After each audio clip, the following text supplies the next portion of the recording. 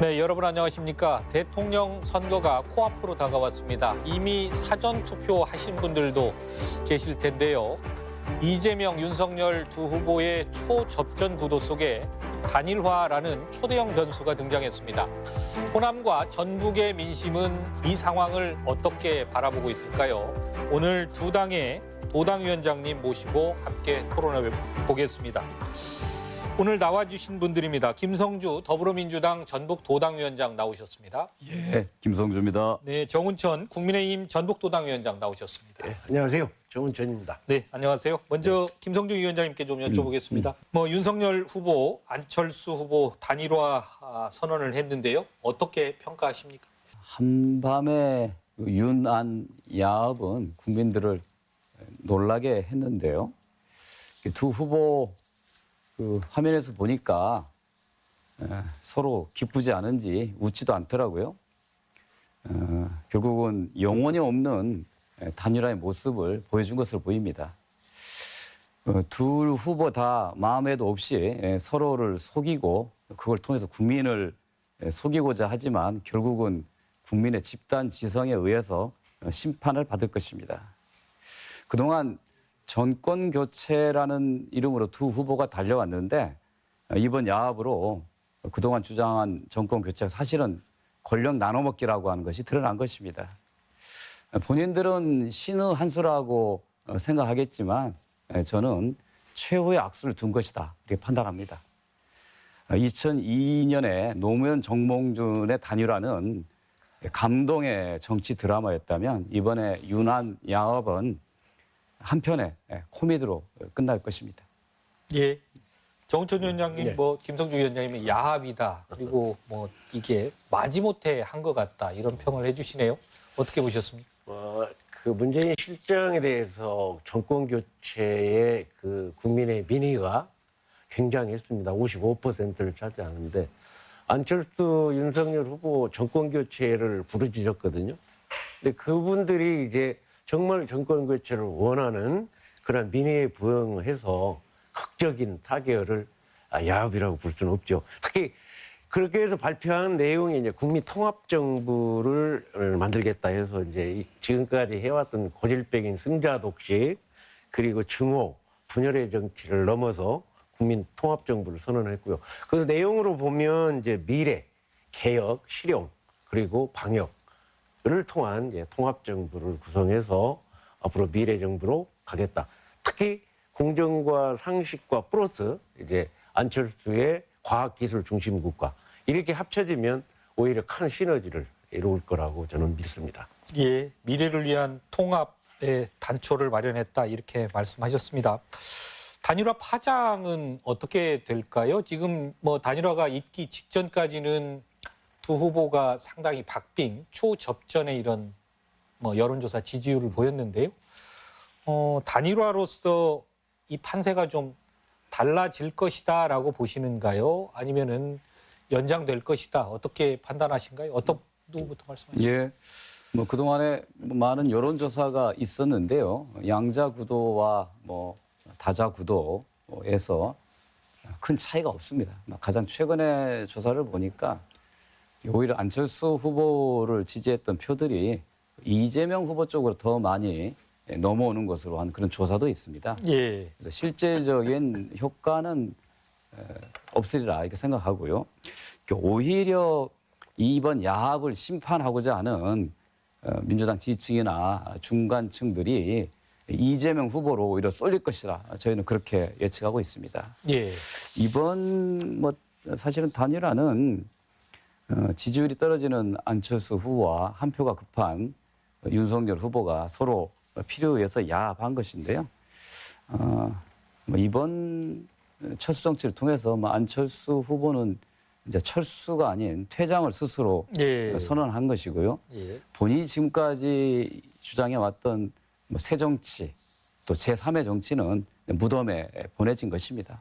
그것을 잘 알고 있는 우리 국민들이 올바른 선택을 할 것이기 때문에 그들이 기대하는 것처럼 효과는 거의 없을 것이다. 이렇게 판단합니다. 예.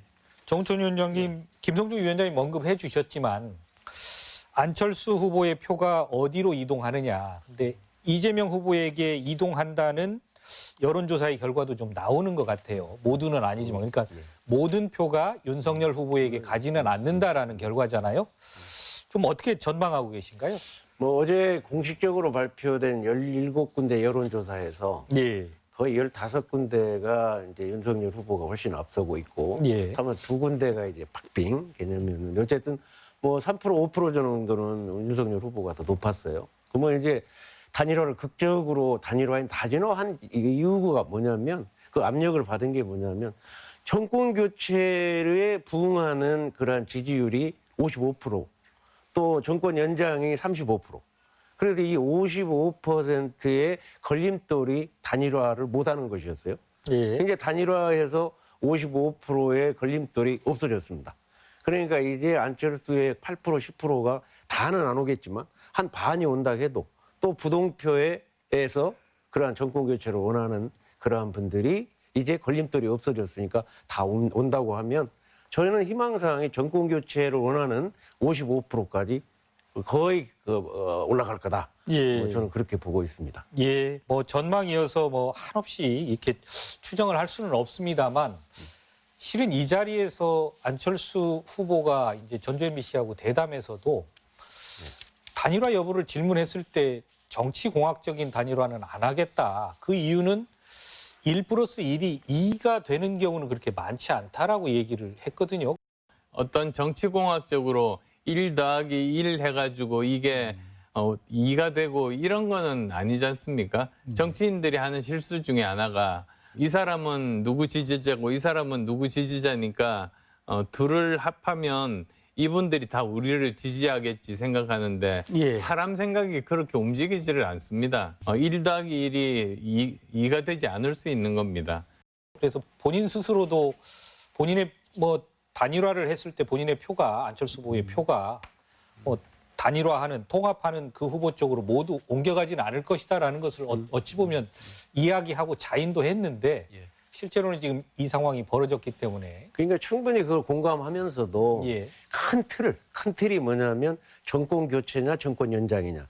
국민들이 55%가 정권 교체를 원한단 말이에요. 예. 그럼 원한다고 하는 거는 어쨌든 간에 공학이든 뭐든 안철수 후보도 정권 교체, 윤석열 후보도 정권 교체를 부르짖었단 말이에요. 물론 나머지 세목적인 거는 뭐 다른 게 있었겠지만 그 정권 교체를 하나로 힘으로 모았기 때문에 정권 교체를 원하는 55%가 거의 근접할 것이라는 거는 뭐 합리적인 얘기가 아닌가 이렇게 생각이 듭니다. 예. 제가 이제 어젯밤에 그 지역에 좀 음식점, 술집을 좀 밤늦게 좀 다녀봤습니다. 네. 근데 대부분 이 단일화 윤환합이 발표되기 전에 유권자 분위기는 민주당이 좀 싫지만 그래도 1번 찍겠다라는 이런 분위기였는데 어젯밤에 돌아봤을 때는 그 안철수의 어떤 그 정치에 대한 배신감 뭐 이런 예. 것들 때문에 열받아서 사전투표하러 가겠다라는 분들이 굉장히 많았습니다. 예. 그래서 저희는 오히려 윤환야합의 의도와 다르게 역효과가 날 것이라고 생각하고 있고요. 정치인들은 자기들이 결정하면 국민들이 따를 거로 믿지만 결국 투표는 국민들이 하는 것입니다. 저는 대한민국 국민들의 집단 지성이 권력 나눠먹기에 대한 준엄한 심판을 낼 것이라고 생각합니다. 그것이 저는 민심이라고 봅니다. 근데 정권 연장을 원하는 민주당 중심의 세력들은 이번에 굉장히 걱정이 되겠죠, 당연히. 예. 김성주 의원이 돌아다니는 거는 그분들이 대변인 것 예. 같고요. 예. 이 중도나 또는 정권 교체를 원하는 사람들은 얼마나 좋겠어요. 이렇게 합쳐지니까. 또 특히 야합이라고 그러는데 그러면 지금 정치 개혁안을 우리 이재명 후보가 노력을 해서 김동연이 들어왔잖아요. 심지어는 극우 조원진이까지 들어오게 한다고 이렇게 했거든요. 그럼 민주당은 뭐 아주 잘 합치는 거고 우리는 야합이냐? 그건 아니다. 지금 김동연이 들어와서 그것도 야합입니까? 저는 야합이라고 하지 않습니다. 거기는 거기서 원해서 한 거고 저희는 사실 정권 교체를 원하는 분들이 원하는 분들을 부응해서 극적인 타결한 것을 그거를 너무 폄하시킬 필요는 없다. 조은정 위원장님 한밤중에 했지 않습니까? 그래서 아니, 밤야자 야합입니다. 그 밤야장에 야합이에요. 밤야자로 유난 야합을 한 거고 김동연, 이재명의 그 통합 정부로는 가치와 철학을 공유하고 그리고 새로운 통합 정부를 만들겠다 하는 건데 통합 정부 만들겠다는 게 어제 안철수 후보도 발표문 이 얘기 하는데 그게 보니까 아니, 완전히 민주당 거 갖다 베낀 거더라고요. 아니 좋은 심지어 일까지 변화 혁신 가치를 아니 그러니까 모든 그러니까 새로운 가치 아래서 통합된 정부를 만들자. 더 이상 갈등과 분열하고 싸우는 정치가 아닌 통합의 정치를 하자는 차원에서 제안한 거고 실제로 그에 호응한 후보는 김동연 후보가 유일하지 않습니까? 그런데 두 후보는 서로 한다고 안 한다고 또 오랫동안 밀당을 하다가 안 한다고 하는 안철수 후보가 전격적으로 선언을 하기 때문에 그것도 한밤중에 그러니까 야합이죠. 그러니까 큰 가치로 이것만 말씀드리면 5년간 문재인 정부가 해왔던 거를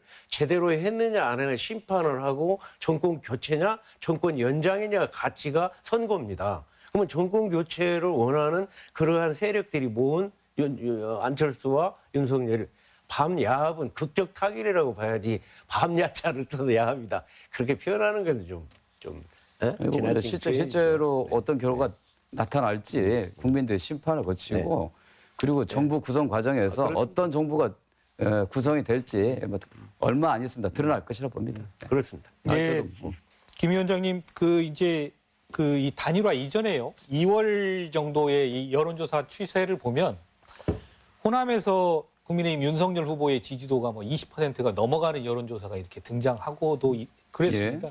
근데 지금 이 이제 단일화 국면에 이 호남의 민심이 어떻게 좀 흔들릴 거라고 보십니까? 어떻습니까? 예. 그동안에 이제 국민의힘이 공을 많이 들여왔죠. 예. 특히 이제 젊은 층들은 사회적인 정치적 경험이 적으니까 잘 얘기하면 넘어올 수 있을 것이라고 공을 많이 들였습니다. 근데 이제 최근에는 젊은 세대들도 정확한 정보를 통해서 이렇게 판단을 바꿔가고 있는 이런 분위기로 저희는 이제 파악을 하고 있는데요. 결국은 이제 중요한 것은 진심의 정치와 속이는 정치의 차이라고 생각하는데요. 그동안에 특히 뭐 정운천 우리 의원님께서 앞장서서 호남에서의 뭐 쌍발통 정치, 뭐 균형을 맞춰달라 그러는데 그렇게 해서 이명박 대통령, 박근혜 대통령이 되고 난 다음에 실제로 전북이 어떻게 했는가를 반성적으로 돌아봐야 됩니다. 그런 거 없이 이번에 와서 30%로 달라 이렇게 얘기하는 것이 또다시 속이는 정치를 반복한다라는 생각인 겁니다. 뭐 광주의 대형 쇼핑몰 얘기가 그런 건데요. 대구에 가보니까 대구에도 복합 쇼핑몰이 없다고 한답니다. 그리고 대구가 우리나라 전국에서 GRDP가 거꾸로 1등이랍니다. 광주가 꼴등이라고 윤석열 후보가 얘기했지만 실제로는 대구가 더 나빠요. 그래? 그런 게 바로 속이는 정치고요. 또 하나는 이제 갈라치기입니다. 아까 호남에서 좀 많이 얻을 수 있어야 된다고 얘기하는데 그러려면 대구 경북에서 많은 지지를 보내주셔야죠. 그쪽은 수적으로 많으니까 이 구도대로 가면 우리가 이긴다라고 하는 계산 하에서 오히려 호남을 고립시키는 그런 정치를 해온 것이 이 전북 도민들에게 읽혀진 것이지 잠시 조금 좋은 공약을 내세운다고 해서 그 마음에 돌아설 수 없다는 겁니다. 그것이 본질이라고 봅니다.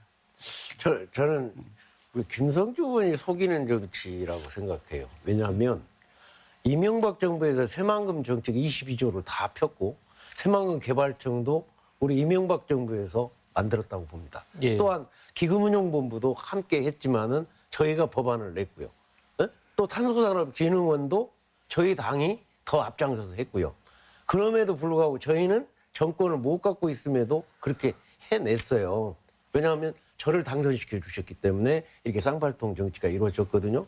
지금 또 말씀이 지금 부울경이 지금 민주당이 38%까지 나옵니다. 그렇죠? 또 대구 경북이 22%까지 나와요. 그런데 우리 전라북도 전라남도는 전번 정권에 3% 5% 나왔어요. 그러니까 그쪽이 그 정도 경남에 민주당이 20% 40%까지 차지하니까 최소한 우리도 그 정도를 주어야 이렇게 균형 맞힌 쌍발통 정치가 이루어질 수 있다. 이런 거를 전제로 했는데 아니, 저희가 더 많이 줬습니까?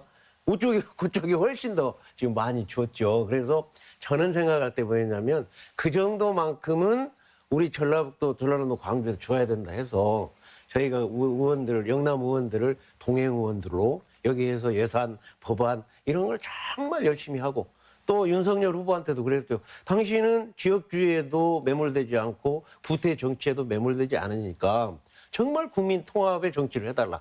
그래서 김대중 기념관에서 13번이나 국민 통합을 외쳤고 거기에 일환으로 여기를 지금 5번이나 오시고 또 1박까지 해가면서 전북에 대한 그러한 애정을 이렇게 실질적으로 행동으로 손편지까지 써가면서 표현해 주셨기 때문에 그러한 진정성을 이제 전라북도 우리 도민들께서 조금 반영하고 인정을 해 주셔야 된다. 그러한 게 간곡하게 호소하면서 누가 대통령이 되든 우리가 그러한 보험이라도 줄 정도는 만들어 놔야 우리 전라북도의 미래가 있다. 저는 이렇게 얘기 드리는 겁니다.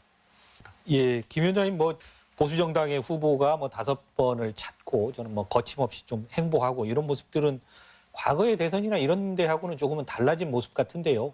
전북의 민심, 호남의 민심이 조금 달라진 것도 있나요? 그렇게 보십니까? 글쎄요. 뭐 5번을 왔다 갔다 하는데 그 횟수보다는 그 정성의 정동, 그다음 지역의 현안을 얼마나 이해하고 어떻게 해결하겠다고 하는 의지를 표현하는 것을 유심히 좀 살펴봐야 되는데요. 이재명 후보는 2박 3일 동안 전라북도 각 시군에 다 돌았습니다. 그리고 지역에 맞는 맞춤형 공약을 5개에서 7개씩 다 발표해서 공지가 됐습니다. 근데 윤석열 후보는 처음에 방문 때는 전주역에 들려서 잠깐 내렸다 가고 또 남원역에 들렸다 내려가는데 이 얘기 알맹이가 없어요. 그리고 뭐에 대한 개념적 이해도 안 돼 있습니다. 특히 남원은 지금 국립 의전에 대한 설립 요구가 굉장히 높은데 즉답 피했습니다. 지금까지도 공약에 포함되어 있지 않아요. 그리고 뭐 전주에 와서도 뭐 금융도시 이 얘기 하는데 뭐 서울에 이은 뭐 2번째 금융도시 이 얘기를 한 정도이고 또 공약을 보면 새만금 메가시티 이 얘기를 해요. 근데 새만금에 구상하는 도시라고 하는 게 아마 인구 몇십만 정도 또는 그보다 작은 현재는 막 몇만 명 정도를 예상하는데 메가시티라고 얘기하면 인구 1000만 도시입니다. 예. 근데 새만금하고 메가시티를 붙였어. 이런 게 바로 속이는 거죠. 진정성이 없는 거죠. 고민도 없고 그냥 도에서 제안한 공약을 그냥 가져다가 이게 표가 될 것 같으면 그냥 갖다 던지는 거죠. 본인도 이해하지 못하고 남의 거 베껴 쓴 거 이런 걸 가지고서 5번이 왔다라고 이렇게 숫자만 주장하는데 10번을 온든 20번을 온든 진정성을 갖고 제대로 이해하고 의지를 가지고 해야지 그렇게 주마간산식으로 가는 것 갖고는 도민들의 마음을 얻기 어렵다 이 말씀드립니다. 사실 그 정치 한 1년 신인으로서 그러한 구체적인 전문적인 것까지 이렇게 요구할 수는 없다고 생각을 해요. 다만 그분의 진정성이 좀 내가 대통령이 되면 여기 새만금도 대통령 직속위원으로 바꾸겠다. 국무총리를 대통령 직속위원으로 내가 직접 챙기겠다. 두 번째는 메가시티라는 개념이 뭐냐면 부안, 김제 또 군산이 서로 따로따로 놀아도 대법원까지 쟁점이 붙어 있어요. 이걸 하나로 통합 행정으로 해서 국제투자진흥지로 제대로 투자를 하겠다 이런 뜻이거든요. 예. 그것이 뭐 단어상 이렇게 그다음에 이제 두 번째로 하나 빠진 게 있다면 과거하고 다른 게요. 지금 현재 이번에 이용호 의원이 우리 당으로 오셨지 않습니까? 거기에다가 지금 순창 향후회장 양정무 그분은 또 이낙연 시민대표 총괄본부장을 했어요. 예. 그분도 왔고 예. 또 뭐 하종대라고 부안 향후회장도 예. 왔고 최근에 이제 조배숙 사선 의원까지 저희 당 총괄 선대위원장이 되셨단 말이에요. 이건 뭐냐면 이제는 민주당 한쪽으로만 가면 전북 발전 없다. 예. 그분들이 다 모두가 다 이제 쌍발통 정치로 제대로 해야만 낙후된 전북 살릴 수 있다. 이런 개념에서 접근한다면 우리 도민들도 최소한 영남처럼 한 30% 주셔야 발전할 수 있다. 이거는 민주당에서도 이해를 해주셔야 돼요. 왜? 전북 발전을 위해서는 그게 절대 필요하니까. 아니 민주당 하나만 갖고 안 되지 않아요. 이번에 뭐 문재인 대통령 31개 공약 그 4개 5개밖에 완결이 안 되고 지금도 조금 진행이 아예 안 된 게 너무 많고요. 뭐 이런 게 이제 한쪽으로만 쏠려서 예. 실질적인 결과를 못 가져오는 거예요. 예. 어? 예, 뭐 공약 얘기하다가 이제 다시 정 위원장님은 호남의 민주당 독점 구도의 폐해 요 말씀으로 조금 들어가셨어요. 근데 김 위원장님 저게 이번 대선이 어찌 보면요 호남에서 그렇게 진행이 됐던 것 같아요. 최초에는 국민의힘도 그렇게 문제 제기를 했고 호남 내 민주당 독점 구도가 호남의 발전에 호남민의 어떤 그 삶의 질에 기여했느냐 그게 아니었다라는 문제 제기를 잇따라 제기하면서 이제 국민의힘의 지지율도 오르고 이랬던 것 같은데요. 그 부분에 대해서는 어떻게 동의를 하시나요? 어떻습니까? 그 얘기를 하려면 대구, 경북, 부산, 경남이가 그 얘기를 해야죠. 거기 가서는 민주당을 공산주의자들이라고 문재인 대통령을 파시스트라고 비난하면서 어디 호남에 와서 왜 보수정당을 지지 안 했냐라는 얘기를 어떻게 뻔뻔스럽게 합니까? 예. 그건 진정성이 없는 거죠. 그 얘기는 대구에 가서 그런 얘기합니다. 우리가 통합된 사회, 균형된 발전을 위해서 이 지역에서도 민주당 후보들 좀 찍어주십시오. 이번에 윤석열 저 찍지 마시고 이번에 이재명 후보 찍어주십시오. 이렇게 얘기해야 진정성 있는 거지. 왜냐하면 그쪽은 주류잖아요. 훨씬 숫자가 많지 않습니까?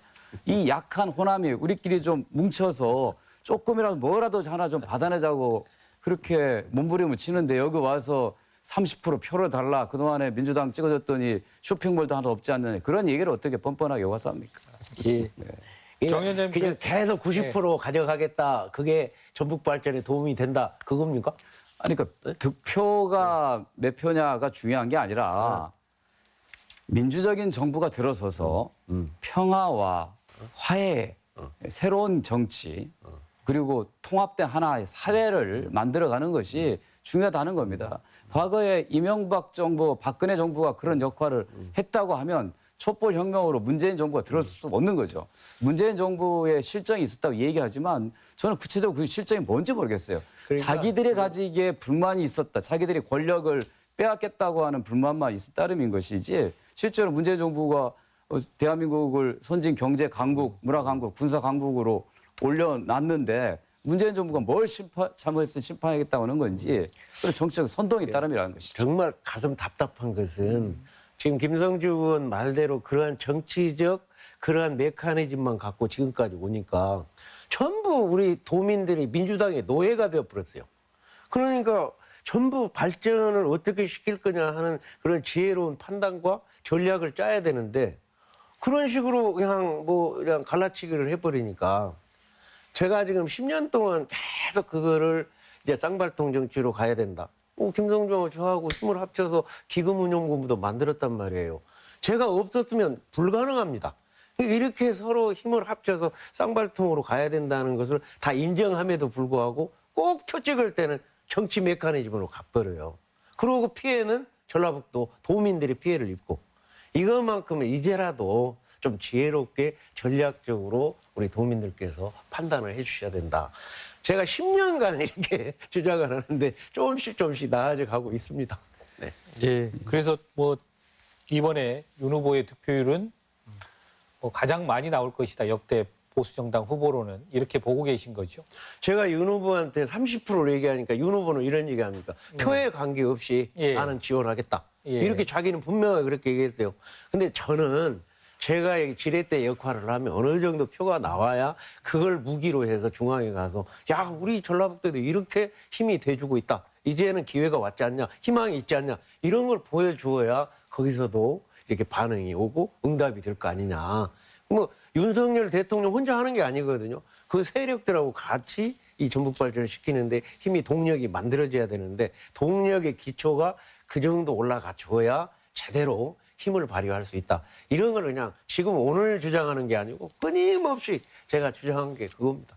네, 위원장님께서는 네. 이제 그 뭐 보수정당 역대 국민의힘 전신이더라도 뭐 새누리당, 한나라당 이쪽에서 정권을 잡고 있었을 때 보면 이제 뭐 뭐 전북 출신의 인물을 등용한다든가 이런 부분에 대해서는 굉장히 좀 인색했고 그렇습니다. 분명한 네. 차별과 네. 소외가 있었거든요. 근데 윤석열 후보는 당선이 되면 과거에 뭐 새누리당, 한나라당 정부와는 달라질 것이다라는 어떤 확신이나 그런 근거를 갖고 그 계신가요? 확신은 뭐냐면요. 예. 구태 정치에 대한 빚이 하나도 없잖아요. 1년밖에 안 됐으니까. 네. 또 두 번째는 뭐냐. 지역주의에도 전혀 매몰되지 않잖아요. 충청도 아버지 고향에. 그러니까 그런 굴레의 빚이 없고 또 윤석열 후보 입장에서는 이제 정말로 공정과 상식이 통하는 법과 원칙의 나라를 만들려면 균형 발전해야 된다. 그래서 이번에 사실은 저희 7대 공약을 구체적으로 들어가 보면 굉장히 균형을 맞춘 법과 제도와 시스템으로 제대로 이행할 수 있는 그 기능을 다 만들어 놨어요. 예. 그래서 또 한 가지는 이제 제가 없다고 하면 네. 누가 그 공약에 대해서나 그런 정책에 대해서 뭐 이렇게 도전하고 해결할 수 있겠습니까? 근데 제가 또 있잖아요, 여기서. 지금 10년 동안 그 일을 했고 6년 연속 예산결산위원을 하면서 예산 정책 또 장관을 했기 때문에 행정 정책까지 다 어느 정도 알고 있기 때문에 제가 그 지렛대 역할을 하겠다. 그러려면 어느 정도의 한 30% 지지가 나와야 더 힘을 발휘할 수. 그건 제 주장이죠. 윤석열 후보는 그거 원한다고 안 했어요. 그냥 나는 하겠다. 뭐 이렇게 말씀을 주셨습니다. 예. 과거에 뭐 보수정당 대통령과는 분명히 다를 것이다 이렇게 말씀을 하시네요. 정은천 위원장님께서. 혹시 뭐 다를 것입니다. 예, 반박하시겠습니까? 검찰 독재 공화국을 만들겠죠. 이미 선대 핵심 인사들이 다 검찰 출신뿐 아니라 아마 안팎의 검찰 출신들은 만약 윤석열 정부가 탄생하면 그 권력을 통해서 어떻게 이익을 나눌 것인가 지금 계산하고 있겠죠.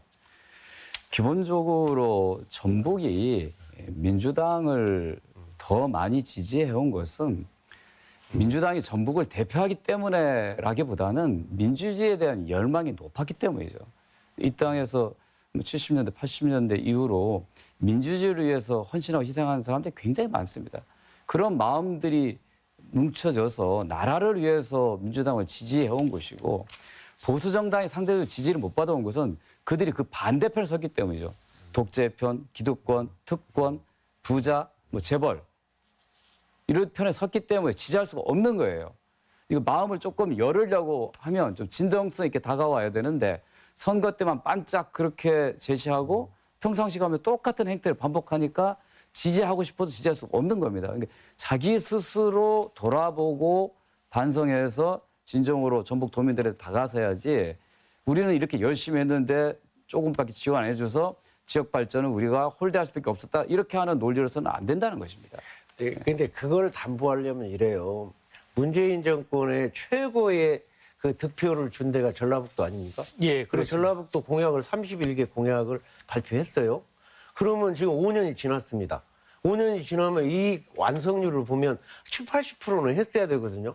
이거 내용으로 보면 5개 했어요. 31개 중에 5개 완성해놓고 그러면 왜 이렇게 못했냐? 저는 문재인 대통령만이 잘못이 아니라고 봅니다. 여기에는 현장 국회의원들이 그렇게 안 해도 당선되니까. 그냥 공천만 받으면 당선되니까 이렇게 투쟁을 안 하는 거예요. 이걸 제대로 되게 하려면 그냥 청와대 정책실장, 청와대에 가서 들이 노력을 해야 되거든요. 치열하게. 여기서 김성주 의원 노력 많이 하겠지만 여기 국회의원들이 그렇게 얼마나 노력합니까? 노력 안 해도 당선되니까. 이렇게 해서 계속 왜곡된 구조로 가다 보니까 표는 제일 많이 주워놓고 우리 도민들은 아픔, 허전함, 피곤함 네? 이런 게 여기에 이제 젖어들고 이게 30년 앞둔 아닙니다. 지금 정치 의원님이 계속 공약 이행률이 낮다라고 얘기하는데 이행률이나 완성률이. 그러니까 예. 그래서 그렇다 생각하면 그러면 MB 정부나 박근혜 정부에서는 아니 공약 우리는 이행했습니까? 15% 10%밖에 못 얻었다고 하니까 그러니까 대통령이라고 하는 것은 전체 나라 국민을 상대로 공약하는 거지 특정 지역에서는 표를 얻기 위해서 특정 지역 주민들을 공약하는 게 아닙니다. 대선 공약은 도지사 공약이 아닌 거예요. 그리고 지금 문재인 후보가 했던 7대 공약은 거의 대부분 이행 과정이 있거나 이행이 완료된 상태인 거고 일부 그러니까 약간 정치적 공약 예를 들어서 뭐 전주 무슨 뭐 문화특별시 이런 거는 사실은 이제 전주시의 요청에 의해서 공약에 들어간 건데 그거는 국회 입법 과정에서 실현이 안 된 거지 않습니까? 그건 대통령이 어떻게 할 수가 없는 거거든요. 이제 그렇게 공약 이행률이 낮다라고 이야기한 것 자체가 사실과 다른 것이고요. 제가 다시 이제 뭐 문재인 후보 이 공약이라든가 최근에 이재명 후보의 공약에 대한 얘기를 다시 또 좀 토론할 때 되면 예. 그때 공약 부분을 설명을 다시 드리겠습니다. 예, 아니 조금 정리를 할까요? 제3금융중심지 네. 그다음에 새천년 공원 문화특별시 안 해놓고 왜 이러십니까? 안 하면 아이고 그렇게 30개 중에 5개 뭐 어떻게 못해서 정말 이걸 잘할 수 있도록 노력했는데 못했다고 반성해야 되거든요. 예. 근데 뭐 다 한 것처럼 얘기하니까 이게 열이 올라가죠. 공약 이야기로 옮겨왔으니까 좀 자연스럽게 해보겠습니다. 지금 제3금융중심지를 문재인 정부는 약속하고 못했다라고 지금 지적하신 게 정운천 위원장님의 말씀입니다. 근데 윤석열 후보는 그러면 제3금융중심지로 지정하시겠습니까? 당선이 되면? 당연히 네. 이거를 수반되려면 지금 현재 부산에는 산업은행이 이제 지방 이전으로 그래서 저는 이제 한국투자공사가 여기로 와야 된다. 연기금 중심지로 가려면 한 280대는 한국투자공사가 와야 된다고 봐요. 그러한 것을 구체화는 안 됐지만 공공 이전을 통해서 여기 연기금 금융 중심지로 가겠다 이렇게 약속을 했어요. 이것도 또한 그렇습니다. 제가 노력을 해야 돼요. 거기에서 아까 좋은 말씀을 했어요. 대통령은 전체 공약을 하니까 전라북도 공약이 이행될 수 있는 건 전라북도 국회의원들이 끊임없이 노력을 해서 이행률을 높여야 되거든요. 근데 전라북도 국회의원들이 그렇게 안 했으니까 이렇게 안 되는 거 아닙니까? 대통령이 전체를 보는데 어떻게 전라북도만 보겠어요? 전라북도에서 표를 제일 많이 주었으니까 이만큼 해내라. 이렇게 강력하게 이렇게 도전을 해줘야 이행률이 높아진다 이 말이에요. 저는 그렇게 할 겁니다. 정원천 의원님, 네. 국회의원이 전체 다 구성된 대구에서 대선 때 공약했던 대구 공약 동항 이전 됐습니까? 거기는 왜 안 되고 있습니까? 제가 뭐 다 됐다는 얘기를 안 하는 거 아닙니다. 지금 60% 이상의 지지율, 최고의 지지율을 받은 전라북도 공약률이 이렇게 저조하다. 저조하면 그러니까 정원천 여기 의원님은 의원들이 좀 거기에 대한 반성을 해야 된다. 전북을 기반으로 활동하시는 그런 말씀 하실지 모르겠지만 그렇게 얘기하시려면 그럼 대구나 경북에 또는 부산과 경남에 과거에 저 국민의힘 대통령 후보들이 공약한 내용들이 이행되고 있는지 얘기하죠. 대구도 예. 거기도 똑같아요. 거기도 민주당이 없거든요. 예. 거기도 국민의힘만 있으니까 공천만 받으면 당선되니까 별로 일을 안 한다니까요. 거기도. 그러니까 광주, 대구가 GRDP가 가장 낮은 쪽에 있는 이유가 한쪽으로 쏠려 있으니까. 그러니까 책임 정치를 안 한다는 얘기예요. 예. 예. 그 금융중심지 얘기만 조금 더 해보겠습니다. 예. 뭐 국민연금공단 이사장도 지내셨고 그래서 이 금융중심지 지정에 관해서는 몇 가지 지금 뭐 논점이 있는데요. 하나는 문재인 대통령이 후보 당시에 제3금융중심지로 지정하겠다라는 공약을 했느냐라는 게 하나 있고요. 그 공약을 했다면 공약을 이행하지 못한 것은 분명한 사실이 되는 것 같습니다. 그다음에 두 번째로 이제 이재명 후보는 금융중심지 지정이라는 표현을 쓰지는 않고 있습니다. 그게 이제 어떤 의미가 있는 건지 뭐 윤 후보는 지정하겠다라고 그러는데 이재명 후보는 지정하겠다라는 명확한 표현을 못 하고 계시거든요. 예. 그 두 가지 좀 일단은 윤석열 후보가 금융 중심지를 지정하겠다고 이야기한 적은 한 번도 없습니다.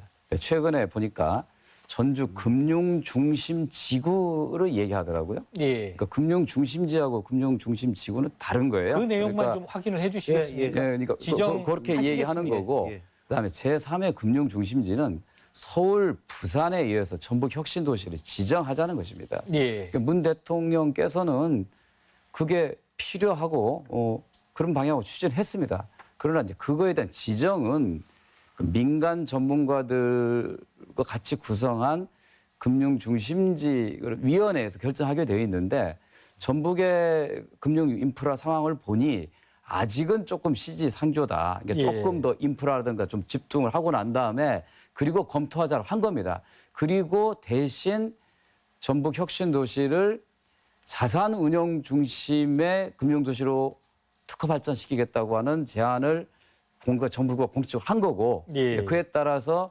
국민연금공단이 활동해 오고 있는 거고요. 저는 이번 대선에서 이걸 좀 촉진하기 위해서 추가로 금융공공기관을 유지시켜야 된다. 첫 번째는 한국투자공사 KIC가 될 것입니다.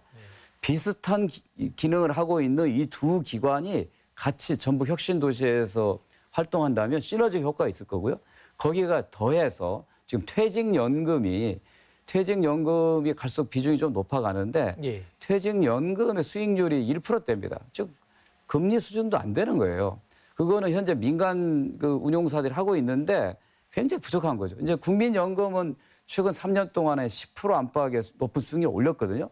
차라리 그거를 국민연금공단에 위탁 운영해라. 아니면 차라리 퇴직연금공단을 만들어서 국민연금처럼 책임 있게 운영하자는 거예요. 자, 그러면 국민연금공단과 한국투자공사 그다음에 퇴직연금공단이 전북 혁신도시에 같이 활동하면서 이게 바로 정부가 약속한 자산운용의 금융 중심지가 되는 것입니다. 예. 이렇게 구체적인 계획을 갖고 있고 이걸 공약에다가 못 박은 건 거예요. 근데 윤석열 후보는 이제 그 얘기를 아예 빼버렸어요. 이제 빼버리고 구체적으로 뭘 하겠다는 얘기 그냥 막연하게 전주 금융 중심 지구를 만들겠다고 한 단계 격화를 시킨 예, 겁니다. 알겠습니다. 거기까지 말씀. 예, 보충 말씀하세요. 설명할게요. 아마 기금운용본부도 저희가 법안을 발의를 하고 또 김성주 의원과 함께 통과를 해서 기금운용본부가 왔어요. 예. 지금 말을 안 했다는 금융 중지를 키우겠다. 예. 여기에 제 2번째 공약 집에 금융 중심지 지정을 하고 특선과 발전 계획에 부합하는 공공기관을 전북 혁신도시로 이전하겠습니다. 이게 공약집에 딱 이 두 번째로 나와 있어요. 이걸 폄하시킬 필요는 없다고 봐요. 그러면 이 공약을 어떻게 함께 힘을 합쳐서 이행하게 할 거냐 이런 노력을 해서 결과는 우리 전북에 발전되는 거니까 그렇게 하면 되는 거 아니겠어요? 그래서 여기에 내용 자체가 뭐냐면 연기금 특화 금융도시로 만들겠다. 연기금은 지금 아까 말씀한 대로 한국투자공사가 그 연기금에 같이 준하는 그런 공사이기 때문에 그거를 이전을 통해 가지고 이제 금융중심지로 지정하고 확대 발전한다. 이건 앞으로 5년 동안에 누가 대통령이 되든 우리 힘을 합쳐서 해야 할 일입니다. 해야 할 일인데 다만 저는 하겠다 그거죠. 예. 노력하겠다. 우리 정은천 의원은 윤석열 후보가 그 공약을 하겠다면 제가 백기기라고 뭐라고 비판하지 않겠습니다. 꼭 하시기 바랍니다. 예, 여기 예. 딱 두 번째로 나와 있어요. 예, 예. 꼭 하시기 바랍니다. 예. 다른 공약 조금 더 얘기를 해볼까요? 네. 국립 스포츠 종합훈련원은 양 당이 모두 다 이제 공약을 예. 하신 것 같고요. 용어는 조금 다릅니다. 민주당은 국립 스포츠 컴플렉스 뭐 같은 내용인데요. 윤석열 후보가 먼저 얘기하고 며칠 뒤에 뭐 민주당이 또 따로 원래 있었던 계획에 있었던 내용 이렇게 이해하면 되겠습니까? 그렇습니다. 먼저 말씀하시는 예, 제가 사실은 무주의 태권도 사관학교하고 그다음에 이제 남원에 전부 스포츠 종합훈련원을 주장을 했어요. 이거 꼭 넣어야 된다. 이제 대통령 후보께서 반영하겠다고 해서 아마 남원의 그 공공의료원 때문에 이용호 의원이 왔는데 예. 이용호 의원에게도 좀 큰 하나 드리겠다는 그걸로 이게 딱 잡힌 것 같아요. 스포츠 종합 수련원은 단위 뭐냐면 올림픽 선수촌이 태릉에 있지 않습니까? 예. 그거를 김천하고 남원하고 이렇게 함께 해가지고 훈련으로 해서 약 2천억 정도 예산이 들어갑니다. 그거를 이제 윤석열 정부 5년 안에 꼭 만들어내는 그러한 그거를 건립하겠다는 그러한 공약을 확실히 했다는 말씀을 드립니다. 저희 민주당에는 그 국가대표 출신의 의원이 있습니다. 예. 정읍 출신의 예. 이모경 의원인데요. 이분이 오랫동안 이 스포츠 컴플렉스에 관련된 지역별 공약을 준비를 해왔습니다. 근데 이제 이 이모경 의원의 구상은 이제 국민의힘의 구상은 좀 달라요. 국민의힘은 주로 엘리트 선수 천원 얘기한 건데 현재 충북 진천에 있습니다. 이거 추가로 건설할 가능성 많지 않습니다. 이모경 의원은 엘리트 선수뿐만 아니라 생활체육, 그다음에 유소년 스포츠까지 포함한 복합 컴플렉스를 얘기하는 거고요. 구체적으로 남원 운봉에다 하겠다고 하는 것을 발표를 한 겁니다. 그러니까 뭐 이 국힘의 그 공약은 과정이 어떻게 될지 모르지만 이 이모경 의원이 제안하고 발표한 이 구상이 훨씬 더 현실적이고 구체적이다라고 말씀드리고 오히려 유감인 것은 이게 그 남원의 공공의대 공약을 끝까지 안 하면서 이용호 의원 달래기 차원에서 이걸 개성에 던진 것 같아요. 전격적으로. 저는 이런 게 바로 속이는 거라고 보는 거예요. 저희는 남원의 국립우전원은 후보가 이미 하겠다고 약속했고 우리는 이 선거 끝나면 추진합니다. 그런데 거기다 플러스해서 이 알파로 이 스포츠 컴플렉스를 얘기했는데 이거는 대신 빼고 더 작은 것을 하는 것 자체가 아주 못마땅합니다. 너무 안타까운 게 이게 다 법안으로 올라가 있어요. 네. 그러니까 법 통과해버리면 되는 거예요. 아니 180석 갖고 민주당이 통과는 안 시켜놓고 이거를 왜 공약까지 갈 필요가 48명 만드는 거거든요. 예. 이미 그 티오가 날아갔기 때문에 그걸 보완하는 거기 때문에 그냥 법안 올려놓고 180석 가진 법을 만드는데 그거 통과시키면 되는데 계속 미정비정하면서 그걸 또 정원님도 퍼넘깁니다. 국회 활동하시지만 법이라고 하는 것은 여야 간사가 합의해서 올리는데 제가 여당 간사로서 그 법을 올리자고 얘기해도 야당 간사가 동의하지 않습니다. 만약에 일방 소집하면 또 독재한다고 비난하는데 아니, 여기 그러지 마시고 좀 설득을 해서 좀 법안을 상정할 수 있어서 다룰 수 있게 해주세요. 시간이 아니, 한정이 돼서 그러니까 다음 공약을 그 하나만 더. 책임은 민주당에게 있다는 얘기입니다. 응하지 않는 사람한테 책임 물어야지 왜 하자고 하는 사람 책임을 묻습니까? 아니 그 법안으로 내놨으면 법안 얼마나 좋은 법안 많이 통과시켰어요 우리가. 예, 그러니까 알겠습니다. 제발 좀 응하게 좀 해주세요 내부에. 예, 그 다음 공약으로 도민들 역시 이제 새만금 관심 많으실 텐데요. 새만금 하나만 여쭤보면 아까 이제 정우천 원장님께서는 메가시티가 아니다라는 말씀을 하신 것 같아요. 그러니까 그게 어떤 새만금 특별시 이 정도로 이해하면 될까요? 아니, 어떻습니까? 메가시티라는 개념이 막 1000만 이상이 되면 안 되고 뭐 100만 이하는 메가시티가 안 되고 나는 그런 개념이 아니고 메가라는 그 자체가 큰 글로벌하게 글로벌한 큰 규모로 제대로 하겠다는데 지금 군산하고 부안, 익산, 김제를 합치면 40만 명 되거든요. 이 40만을 하나로 통합해서 메가시티로 하면 앞으로 50만, 60만을 만들어서 제대로 된 글로벌 시티로 만들겠다. 예. 그러기 위해서는 국제투자진흥지구에 맞는 뭐 예를 들어서 규제 완화랄지 세제 감면이랄지 인센티브랄지 이런 걸 제대로 해서 전 세계 기업들이 들어올 수 있는 그러한 환경을 만들어내겠다. 이런 거거든요. 예, 거기 위해서는 알겠습니다. 뭐 대통령 직속기구 그다음에 특별회계까지 하겠다. 예. 이렇게 해서 제도와 시스템을 제대로 구축해서 해나가려고 하는 겁니다. 군산, 김제, 부안 통합의 얘기하고도 통하는 것 같고요. 그렇습니다. 그래서 특별 행정구역 해서 특별한 어떤 개발의 절차와 속도를 만들겠다 이렇게 이해하겠습니다. 관련돼서 제가 좀 이어서 그렇습니다. 얘기하겠습니다. 아니, 제가 메가시티라고 새만금 메가시티라고 윤석열 후보 공약에서 제가 한번 찾아본 거예요. 제가 지금 네이버 검색으로 메가시티라고 하는 것은 행정적으로 구분이 되어 있으나 서로 연결되어 있는 인구 1000만 명 이상의 거대 도시를 말한다는 거예요. 그럼 그 김제, 부안, 군산, 새만금 연결해서 인구 1000만 명 도시가 됩니까? 그러니까 아무거나 갖다 붙이는 거예요. 그러니까 이런 게 속이는 거라는 거예요. 과장인 거죠. 그러니까 저희는 그런 표현을 쓰지 않고 새만금과 전북을 결합한 특별자치도로 가겠다고 하는 거예요. 5극 3특을 말씀하시는 그렇습니다. 거죠. 그러니까 현재 제주도가 특별자치도 되어 있습니다. 강원도를 평화특별자치도를 하겠다고 공약했습니다. 전북도 새만금과 전북을 묶어서 특별자치도로 가겠다는 거예요. 거기 이렇게 되면 일단은 자치권, 재정권, 자율권들이 확대가 됩니다.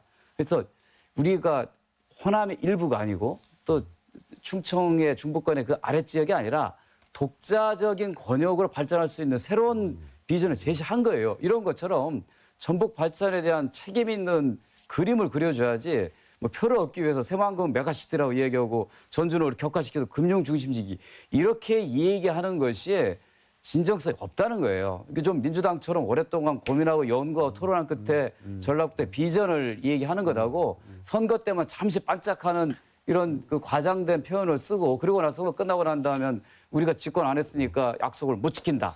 이렇게 핑계대는 정치를 그만하자는 뜻입니다. 제가 새만금 청장하고 깊이 있게 얘기할 때 어떤 사안이든 김제, 부안, 군산이 경합이 붙어요. 그 대법원까지 가 있어서 그렇게 소모전을 하고 있습니다. 그걸 통합해서 제대로 앞으로 만들겠다는 그 의지를 이 메가시티라는 개념으로 집어넣었다고 생각해. 속인다고 생각하면 안 되죠. 그 세 개를 어디가 우리가 1000만 명이 있습니까? 이 세 군데에 40만 명을 모여서 제대로 국제 글로벌한 그러한 도시로 만들고 여기에 대한 국제투자진흥지구로 만들겠다는 그걸 만들기 위해 대통령이 직접 챙기고 대통령 직속기구로 만들겠다 하는 약속을 한 겁니다. 대안이 그렇게 있어요. 이해를 해주셔야죠. 김제, 부안, 군산은 지방자치연합이라고 새로 법에 의해서 제도가 있습니다. 그걸 통해서 서로 잘 하나의 도시 공동체를 만들어가도록 지향할 수 있어. 거기다가 아니, 메가시티라고 하는 전혀 맞지 않은 현실은 대법원까지 지금 갱동이 부울경 합쳐서 붙어있다니까요. 메가시티 이 얘기하는데 그걸 갖다 새만금에다 좀 붙여서 메가시티 이 얘기하는 것 자체가 조금 더 고민하고 예, 그러고 이 알겠습니다. 얘기한다는 뜻입니다. 예, 아니, 이 정도가- 지금이라도 수정하셔도 네. 좋아요. 예, 이 정도 하고 도민들이 좀 이해하셨으리라고 믿고요. 시간이 제한돼 있어서 저희들이 이제 조금 마무리 말씀 듣겠습니다. 그 우리 후보가 당선돼야 되는 이유를 좀 짧게 한 30초씩 말씀을 하셨으면 좋겠습니다. 정운천 위원장님부터 하시겠습니다. 지금까지 30년간의 구태 정치, 이러한 정치를 좀 말끔히 씻어내고 새로운 미래 정치로 만들고 지금 무너진 이러한 법치를 공정과 상식으로 새로운 나라를 만들겠다. 특히 이번에 안철수의 그러한 과학 입국으로 과학 중심 국가로 만드는 거를 합쳐서 이런 이제 합친 국민 통합 정부가 되니까 앞으로 미래 정부는 국민들이 정말로 신뢰할 수 있는 믿음의 정부를 꼭 만들어 내겠습니다. 네, 김성주 위원장님. 예, 세 번의 민주정부, 김대중, 노무현, 문재인 정부는 전북도민의 힘으로 만들었습니다. 네 번째 민주정부인 이재명 정부를 전북도민들이 앞장서서 세워주시기 바랍니다. 평화로 가는 길, 통합으로 가는 길, 경제적인 부흥으로 가는 길은 바로 이재명 후보를 선택하는 길입니다. 도민 여러분들에게 간절하게 호소합니다. 네, 여러분, 그 대통령제인 우리나라는 대통령의 역할이 실로 막대해서 국민 개개인의 삶에 미치는 영향도 매우 큽니다. 그런 만큼 여러분의 한 표가 단지 우리나라 대표를 뽑는 게 아니고 우리 삶에 직결된다는 사실 생각하시고 이번에 투표 꼭 하시기 바랍니다. 오늘 두 분 나와주셔서 감사하고요. 시청자 여러분 고맙습니다.